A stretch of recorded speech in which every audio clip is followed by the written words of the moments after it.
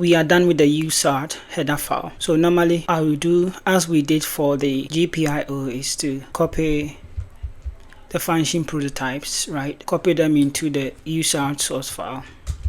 We paste them before we give it body. I also prefer to cut the enables, that is the bit from here. Normally I don't like to keep them in the header file because I will be using them in the source file. So I cut them and just paste them here. All right, so the function prototype you only copy, but the enable bits we cut them and paste them here because we don't want them to be duplicated. Okay, now let's give them a body. Remove all the semicolon and give the functions bodies.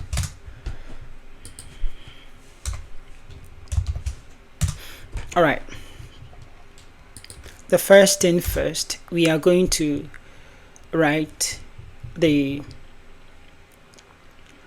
UART init function. But before we do that, I want us to first declare some macros that we will need for the baud rate. As you can see, the baud rate function here, we will be passing these two parameters, the peripheral clock and also the baud rate. Okay, so why don't we go ahead and define, first of all, we can define the clock. Let's call it peripheral clock. Okay, and the baud I'm using, it is 60 megahertz, 16 megahertz. So 1 2 3 1 2 3. All right, and we can also define the baud rate 55200. Yeah, so basically this is all that we need. We need the peripheral clock and also the baud rate. Now, one thing that we should notice is that I'm setting the peripheral clock to the system frequency, right? The baud that I'm using, it has 60 megahertz for the frequency, so I'm setting the peripheral clock to it. Other than that, we can also do this instead. We can do this system frequency. Okay, maybe if you don't understand where we are getting this from, then we can put the 60 megahertz there. Then we will set the peripheral clock to the system frequency. I think this is more intuitive. Let's align them properly. Now we are here. How do we initialize the UART peripheral? Few things that we need to do. The first thing, as the GPIO, we need to allow clock access to the peripheral. So let's write allow clock access to UART peripheral. We also, after allowing clock access, we need to set the alternate function. UART uses GPIO pins. It will use one pin as a transmitter pin and one pin as a receiver pin. Because of that, we will need to set UART alternate function for the respective GPIO pins that we need to use. We get UART TX and UART RS. That's right, set UART alternate functions. Okay, and we will do this in the GPIO.c. Let's indicate it so that we don't forget. Now, after setting the alternate function, the next thing that we need to do is to configure the baud rate. Configure the baud rate and enable TS and RS transfer function in CR1. So when we got the enable bit, this is the bit that we are talking about. Okay, we can see the receiver and the transmitter. Okay, so we have to enable it in the control register. After doing everything, then we can go ahead and enable UART 2 module. Right, let's begin with the first one. How do we allow clock access to the UART peripheral? The same way we did for the GPIO peripheral. But to refresh your memory, we open up our data sheet and search for block diagram. Okay, now this is the block diagram for my development board. Yours might be a little bit different depending on the STM32 board that you are using. But for this one, this is where the UART peripherals are connected to the clock source. They are connected to the APB bus, right? And this is the RCC. So what we need to do is, let's open our reference manual, and in the reference manual we will search for RCC registers. We want to get the register that is responsible for the APB, starting from here, but we are interested in the APB. This, if you remember, for the GPIO pins, we use the clock enable register. That was the RCC IOP enable register. But this time, because the UART module is connected to the APB register, this is what we need. So we have 1 and 2, but let's go there and see. We will search for that. Alright, we have this, and let us go through the peripherals here. So bit 0 is time 2. What we want is UART 2. We have UART 2 right here. Now let us get this register, APB enable register 1, and this is the offset. So I'll copy the offset, go to the IDE. Once we have copied the offset of this register, okay, this register is responsible for allowing clock access to the UART peripheral. So go back to your IDE and go to the UART header file. We need to add that register. We define RCC APENR1 offset, and we can paste our offset. Then we will define the register. Define RCC APBENR.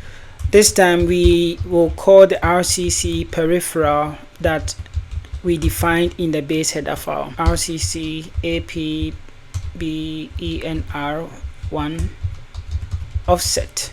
Okay, we've already defined the RCC peripheral in the base header file. So when we go to the base header file, you can see we defined it here. All right, so we will leverage on that in the UART header file, and we create this register. Once we have it, you can come here and enable UART 2. Once again, UART 2 is bit 17, UART 2 enable. Okay, so on top here we can make some space and create that enable macro, RCC UART 2 EN. Okay, and that is bit 2. All right, so here we can do RCC APBENR1, then we enable the bit. So RCC UART 2 EN. With this, we have allowed clock access to the UART peripheral. The next thing to do is to check out the UART alternate function. To do that, open your data sheet and search for alternate function mapping. It provides a table. Let's look for that table. All right, so this is the table. It goes down, but let's start from the top. So what happens is that UART is an alternate function stuff, and because of that you need to assign some GPIO pins to it. When you look at this table, depending on the UART module that you are using, for example, we are using UART 2. You can see UART 2. It means that UART 2 TX will be connected to GPIO port A pin 2. All right, and this is UART 2 RS. So UART 2 RS will be connected to port A pin 3, and you can see their alternate function is AF1, TS is PA2, and RS is PA3. First of all, go back to your IDE, and beneath it, let's make a comment. Once we've gotten this information, we will go to the reference manual. Now in the reference manual, search for GPIO registers. Now the GPIO has a particular register. These are my GPIO registers, but what I need is alternate function. You can see we have GPIO alternate function low register, alternate function high register. They are all the same, just that they are divided. Okay, for example, if you have a byte, we have least significant byte and most significant byte. So I will copy this one and search here. Is that phrase 2? It brings us here. This is the alternate function low register. If we look here, we can see it starts with AF SEL0, it goes up to 7. That is why we call it low. When we go to the next alternate function, it will start from AFSL8 to 15, so it's more like the most significant bit. Alright, now because we need pin 2 and pin 3 of port A, we fall within AFSL2 and AFSL3. So GPIO A2, that is the TX pin 2 port A, we will configure it according to this, and our alternate function is AF1 as we've indicated here. So to set that pin to AF1, this is AF1. Okay, yes, so for pin 2 port A, we will set these bits from bits 8 to bit 11. We will set it to this. Alright, which means that we will set bit 8 to 1 and the rest to 0. Alright, but first thing first, we need this register. It's a GPIO register and it has an offset of 0x20. So let's copy this and go to GPIO header file. I'm not sure we created this register, so we find GPIO header file right here. We don't have the register, so let's create it. Let's define offset. Go ahead and paste your offset value, then we can define the register itself. GPIO peripheral that we have already declared in the base header file. GPIO peripheral plus offset. Now go back to UART source file, and we've already looked at the alternate function, right? So we need to configure this in the GPIOC, not in the UART. We can choose to bring it here, but we don't have to. So now let's go to the GPIOC, right? And right here, let's make a comment, AF1. Now when we come here, alternate function for PA2, which is also TX. Alright, now let's go back here. We are setting bit 8 to 1, bit 8. We are done. The rest up to bit 12, we are setting to 0. We do for bit 11. We set bit 12 to 0. Now how did we know that this alternate function is AF1? Well, we looked at our data sheet. We searched for alternate function mapping, and in the data sheet it says that UART2TX is connected to pin 2 port A right here. So that is why we've configured it that way. Now let's do the same for this UART2RS, which is connected to pin 3 port A. Okay, so pin 3 port A, which means that now we are dealing with this AFSL3, alright, and we are setting it to this. Now we are dealing with which pins? Yeah, I think we made a mistake here. You can see it has only 4 bits. Yeah, I think it's a big mistake. You should notice. AFSL2, it spans from 8, 9, 10, and 11. Okay, we can't make that mistake. So let's delete this. You are not supposed to be here. Great. Only 4 bits. We are setting 4 bits. So now pin 3 port A, we are dealing with 12, 13, 14, 15. So we will set 12 to 1 and the rest we will set to 0. Okay. This time I'll just copy this and paste it, right? So we change 8 to 12. We change this to 13, 14, 15, right? So bit 12, 13, 14, 15. It corresponds to alternate function of GPIO pin 3. Let's leave a comment here. We've set the alternate functions of PA2 and PA3. Now go back to your UART. Okay, so basically we are done with this part. The next on the list that we need to do is to enable TX and RS transfer function in the control register. Now we already defined the control register in the UART header file. We have over here the control register, and when we looked at the reference manual, we said we needed bit 0, bit 2, and bit 3. We need to enable those bits in the control register. So let's do this first. Later on we will configure the baud rate. Okay, let's set the control register first. UART 2 CR1. We just do CR1 TE, then we will enable CR1 RE. We do this to enable receiving through UART, and we do this to enable transmitting. We can go ahead and enable the UART module CR1 UE. Alright, we are done. Now what is remaining is configuration of the baud rate. We have already defined the parameters that we need for the baud rate, right? We've defined the peripheral clock, which is picking from the system frequency. My board is using a 60 megahertz internal crystal, and the baud rate we are choosing 115 to 00.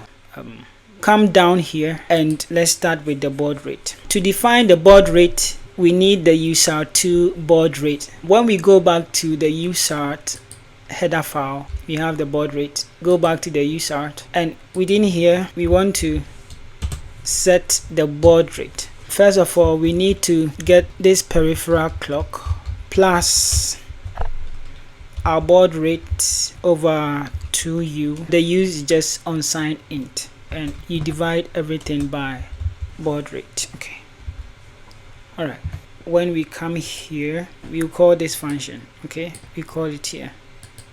Then we pass in the peripheral clock, which we have defined here, the macro, and the next parameter that we pass is the baud rate, which we have also defined. We have successfully initialized the UART peripheral. We started by allowing clock access to it, then we configured the alternate function, but we did the alternate function in GPIO source file. Then we set the transfer function in the control register, we enabled user module, and finally we have set the baud rate right here. To write to UART, what we need to do is to perform a while loop on the UART interrupt state register. We can take a look at the UART header file, the interrupt state register. We can go ahead and write a comment. We want to write something, so we have to make sure something is written there. Once we are sure something is written, we can set that byte we've written to the UART transmit data register. Data transmit register. That is funny. All right, so let's perform while, and we can use while is not null, right?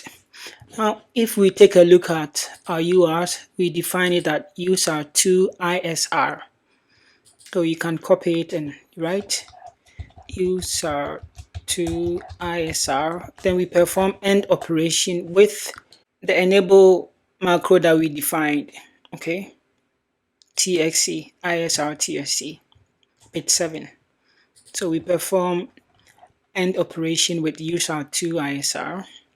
So ISR TXE. While this is not true, then we will keep on looping. Once we are sure it is true, then we set UART2 TDR. Once again, if you take a look at, we define the transmission data register right here. So once we are sure that this register is not empty, once we write something to it, this will evaluate to 1. Once this evaluates to 1, this will flip it 0, and the while loop will not run. We can come here and we will set this to what we've written. Because we are writing, we made a mistake in the write function. We are writing a character, okay? It cannot be void. Maybe we can make it a character or an int. Let's make it ch. Okay, there's a mistake. So let's go back to the header file of UART. Let's correct this, the UART write function. Obviously, we are writing something, so we need to give it a byte, okay, ch. Then we can get the first byte. We write 1 byte. So that is pretty easy when writing to the UART. Reading is no different. If you are receiving something, we have to make sure there is a value before we read.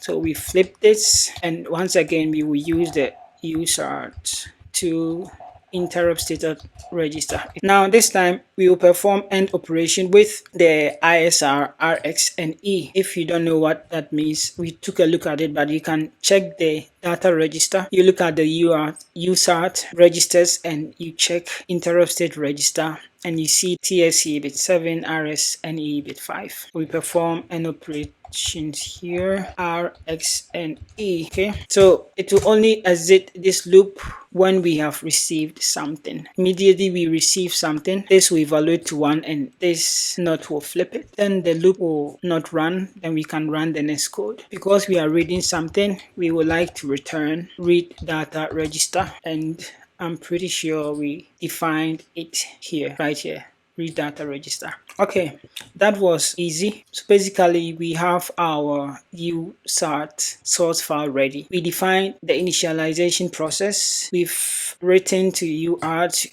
we've read, and we set the baud rate. All right, now the next thing that we will need to do, obviously we'll be reading analog data, right? So let's dive right into that.